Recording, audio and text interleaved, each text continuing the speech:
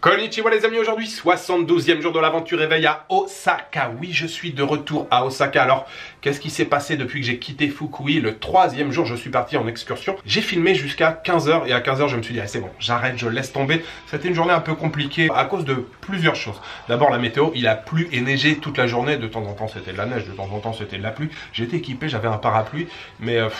même quand je déplie le trépied, que je fais les réglages, le parapluie, j'ai rien pour le tenir. Donc le parapluie, il est là, il glissait, j'avais de l'eau qui coulait, j'étais trempé, il faisait froid. En plus, les endroits que je suis allé visiter, c'est vrai que c'était mort, il n'y avait pas d'action, il y avait quasiment personne, c'était désert. Bon, quand c'est désert, mais qu'il fait beau, ça apporte quelque chose un petit peu dans la vidéo. Mais là, non seulement la météo n'était vraiment pas favorable, et en plus, il n'y avait pas d'action, il y avait personne. Donc les deux sites que je suis allé visiter, c'est un premier temple qui s'appelle Echizen Daibutsu. Daibutsu, ça veut dire littéralement en japonais le grand Bouddha. Un temple avec une grande statue de Bouddha à l'intérieur qui mesure 17 mètres de haut. Je dois avouer que voilà, c'était compliqué pour y aller, il a fallu que je marche en plus pour aller dans ce temple. Mais une fois que j'étais à l'intérieur, c'est vrai que j'étais content. Très impressionnant ce grand Bouddha de 17 mètres. Le deuxième site que je suis allé visiter, c'est la petite ville d'Ono, ou Echizen Ono, une ville avec un château sur une colline que l'on surnomme parfois le château dans le ciel, comme un célèbre film d'animation. Pendant certaines périodes de l'année, en fait, les nuages sont très bas sur la ville d'Ono et il y a seulement le château qui dépasse. Alors là, c'était pas le cas.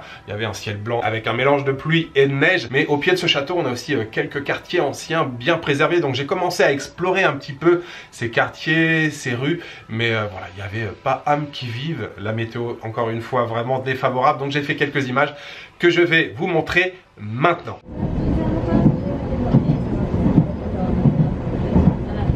Je m'arrête ici à Katsuyama puisque nous avons ici un temple que j'aimerais découvrir, qui était encore une fois dans ma liste de favoris, le Echizen Daibutsu. Daibutsu, littéralement en japonais, ça veut dire le grand Bouddha. Et ce temple a été construit, je crois, en 1987, donc c'est un temple assez récent.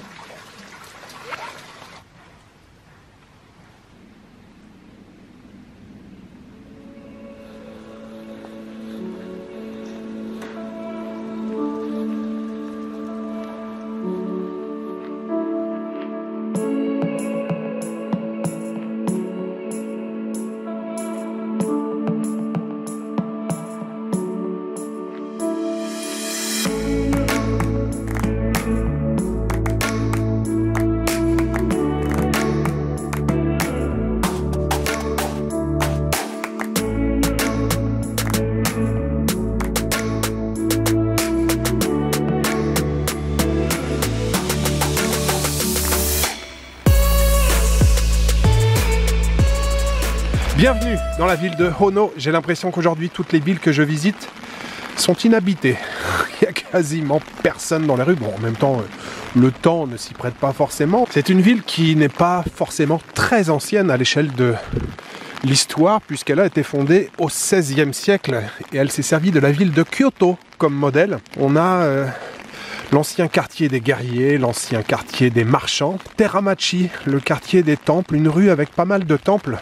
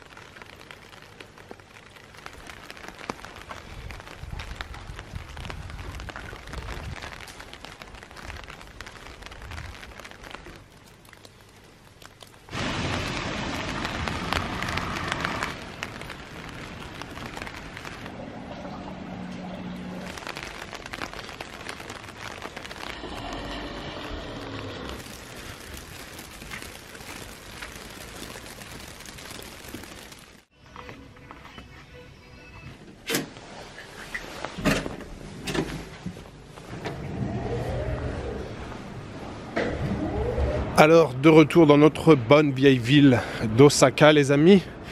Pour commencer cette journée, j'ai envie d'aller dans le quartier d'Amemura. Ça fait très longtemps que je n'y suis pas allé. C'est un quartier assez sympa, c'est petit. Hamemura, c'est un quartier, comment pourrait-on le définir? Un peu branché, un peu hype, connu pour la mode. Donc pas mal de boutiques de vêtements neufs ou d'occasion. Autrefois, ces boutiques s'approvisionnaient essentiellement aux États-Unis. C'est pour ça que le nom du village, Hamemura, c'est ce que ça veut dire. Hamemura, c'est une contraction. Ça veut dire le village américain. Et c'est aussi un quartier assez animé en soirée avec quelques cafés, quelques bars, quelques concerts. Et j'y ai repensé là il y a quelques jours. Je me suis dit, tiens, Hamemura, c'est vrai. Donc on va commencer la journée avec la visite, la traversée de ce petit quartier d'Hamemura. Et puis ensuite, il y a un sanctuaire que j'aimerais à nouveau visiter plutôt dans le sud de la ville. Comme vous pouvez le constater à l'image, la météo ici, ça n'a rien à voir avec la côte ouest sur laquelle j'étais. Pas de neige ici, du ciel bleu, du soleil. Alors il y a eu du soleil et du ciel bleu sur la côte ouest, mais c'est vrai qu'au niveau des températures, c'était bien plus frais. Normalement, il y a un bus ici qui devrait passer dans pas longtemps.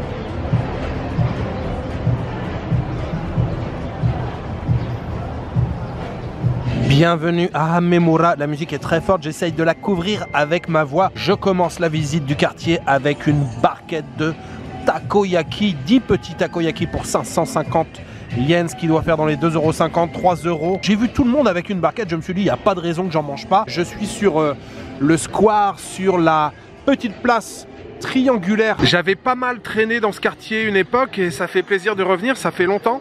Il y a vraiment une bonne vibes, une bonne ambiance et surtout pour le shopping c'est pas mal. Simplement même pour se balader c'est assez cool et je vous l'ai dit, la nuit il y a pas mal de cafés qui sont ouverts, quelques concerts. Bon, alors qu'est-ce que ça vaut ces petits takoyaki? Pas cher, 550 la barquette. Je valide.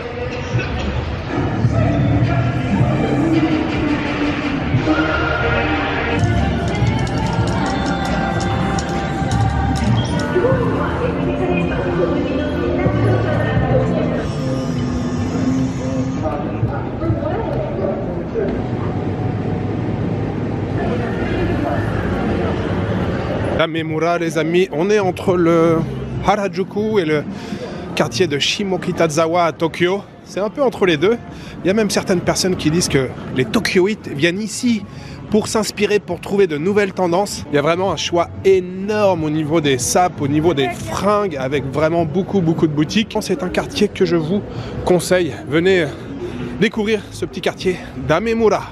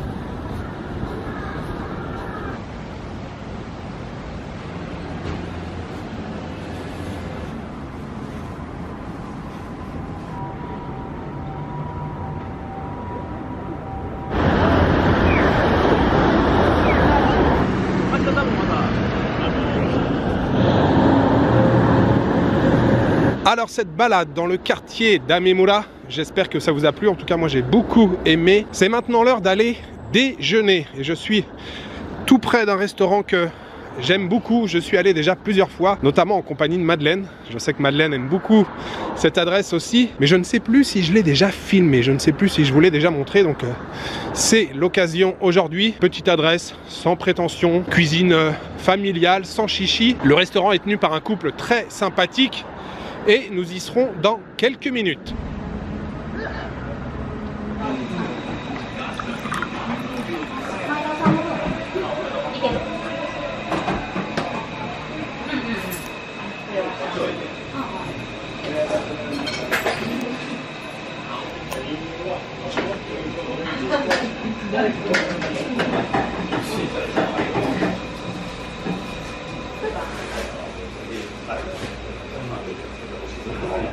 Très content d'être retourné manger dans cette petite cantine. Je vous donne le nom, Nani Waku Inari Maru. Toujours aussi sympa d'aller manger dans cette cantine. Quand je suis arrivé, ils m'ont dit ah mais elle est pas là la fille avec qui t'étais, Madeleine. Bah, je dis non, Madeleine est rentrée déjà. Et ils pensaient que c'était un autre voyage. Je dis mais non, je suis toujours dans le même voyage. C'était encore une fois très bon. Ils ont toujours un plat du jour qu'ils vont vous proposer. J'ai pris donc le plat du jour, Suki Yaki. C'est un genre de nabemono. Nabemono, c'est comme un ragoût, comme un pot-au-feu. On appelle ça parfois la fondue japonaise. Viande de bœuf coupée très finement avec des morceaux de chou, des morceaux d'oignon, des morceaux de champignons, une sauce à base de saké, de sauce soja. Ça mijote, ça mijote, ça mijote et ça vous donne un plat qui est hyper savoureux. Bol de riz à côté, soupe miso et puis bien sûr les petits pickles, les petits légumes marinés à côté. J'ai payé au total 800 yens. 800 yens, ça fait aux alentours de 5 €. C'était parfait. Ce très bon déjeuner dans une ambiance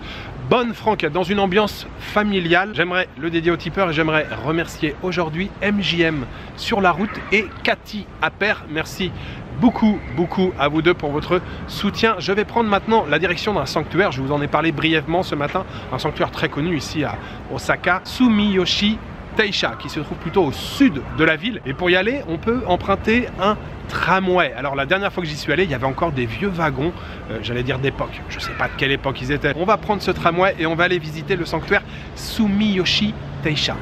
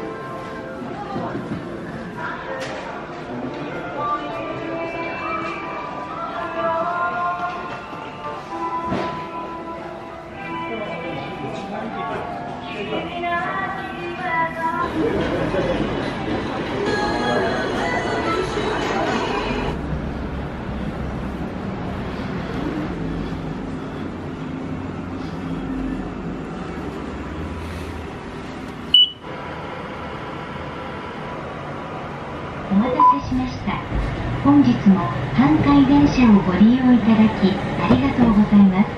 この電車は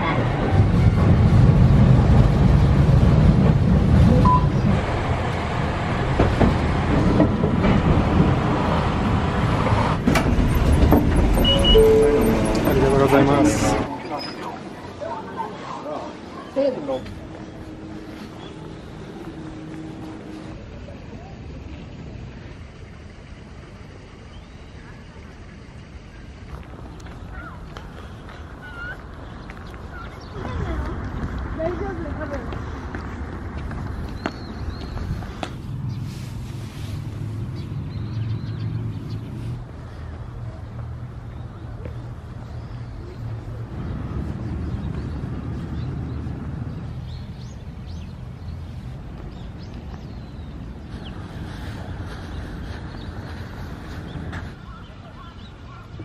Je ne vois rien du tout de ce que je filme, j'ai le soleil en pleine face, mais ce n'est pas grave. Je suis arrivé dans le quartier de Sumiyoshi Taisha, le sanctuaire le plus important d'Osaka, c'est même l'un des sanctuaires les plus importants ici dans le Kansai. C'est un sanctuaire assez ancien qui a plus de 1800 ans. D'ailleurs, son Onden, le pavillon principal, est classé trésor national et j'y vais faire un petit tour à chacun de mes passages à Osaka. D'ailleurs, si vous venez visiter le sanctuaire, prenez le temps de visiter le quartier qu'il y a autour, ce qui est en face, le sanctuaire, et puis le parc dans lequel je suis maintenant, qui est aussi très agréable. Pour venir, vous l'avez vu, j'ai donc pris cette ligne de tramway dont je vous avais parlé.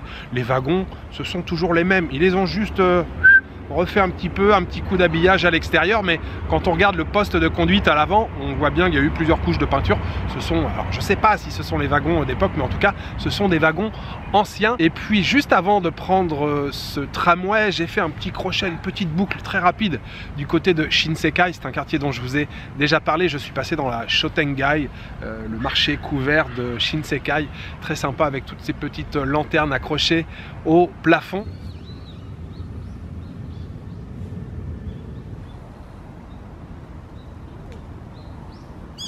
Je pense qu'il est l'heure de faire le petit point sur la météo. Alors ce matin il faisait 12 degrés, oui 12 degrés, alors que sur la dernière semaine qui vient de s'écouler à Fukui et même avant, on était plutôt sur du 0, du 1, du 2, avec bien sûr beaucoup de neige. À Osaka, la météo est toujours plus clémente, avec quelques degrés de plus.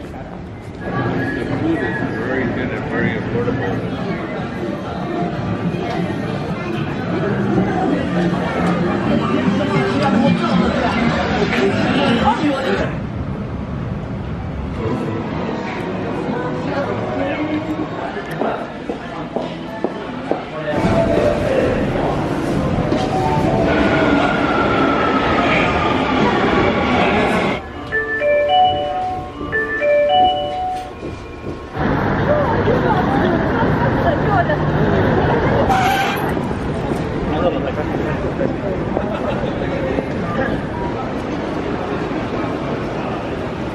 いうところに今度出してみたんですよ。で当時でその結果どうなったのかというとランキング1位っていうのを取ることが本当に必要な人も目に留まって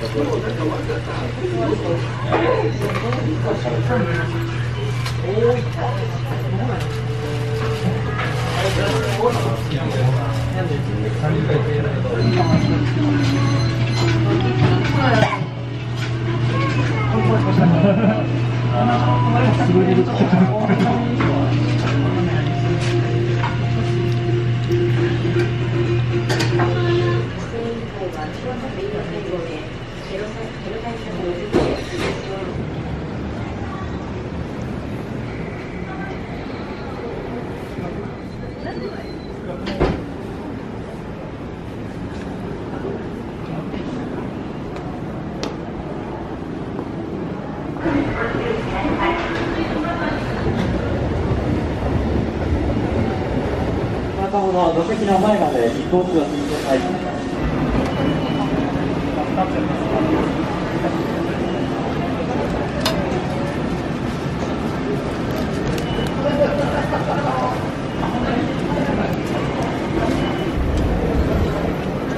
Je suis de retour dans mon quartier de Jusso et à la sortie de la station de métro, vous vous souvenez, il y a quelques semaines, quelques vidéos, je vous avais présenté ce très bon taiyaki et j'ai pris custard, ils sont délicieux, j'en ai déjà mangé un hier. Hello, konnichiwa, konbanwa.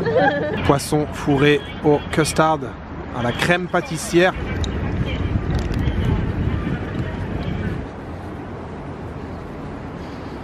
Alors qu'est-ce qui vaut cette taiyaki à 300 yens, un peu moins de 2 euros? Vous noterez que j'ai été patient, hein, j'ai attendu d'être arrivé dans la chambre pour le déguster.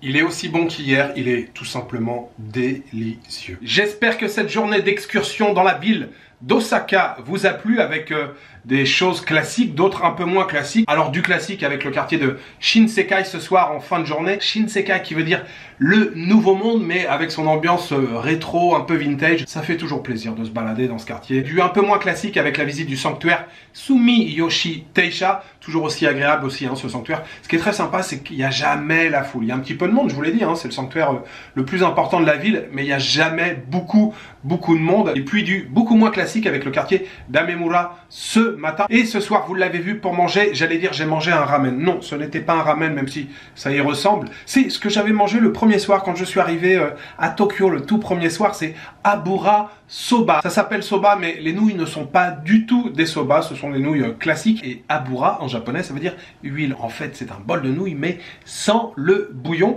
On a bien sûr les ingrédients classiques à côté. Et puis j'ai pris un supplément viande, donc c'était généreux. On conseille en général de rajouter un peu d'huile pimentée, c'est ce que j'ai fait. Vous mélangez bien le tout comme ça. Et waouh, on se régale, c'était très bon. L'adresse où j'ai mangé, c'était en plein cœur de Namba, un quartier touristique, mais c'est une adresse que j'avais repérée sur Google Maps qui est très bien notée. J'ai payé au total avec le supplément de viande 1080 yens, ça fait exactement 6,85 €. Je viens de regarder, 6,85 € pour ce délicieux bol de Abura Soba. Si cette journée, si cette vidéo vous ont plu, n'hésitez pas à laisser un petit commentaire, à mettre un pouce vers le haut et bien entendu à vous abonner. Voilà, il me reste juste à vous souhaiter une bonne soirée, une bonne nuit ou une bonne après-midi. Je vous donne rendez-vous demain pour une nouvelle journée au Japon. Ciao, good night.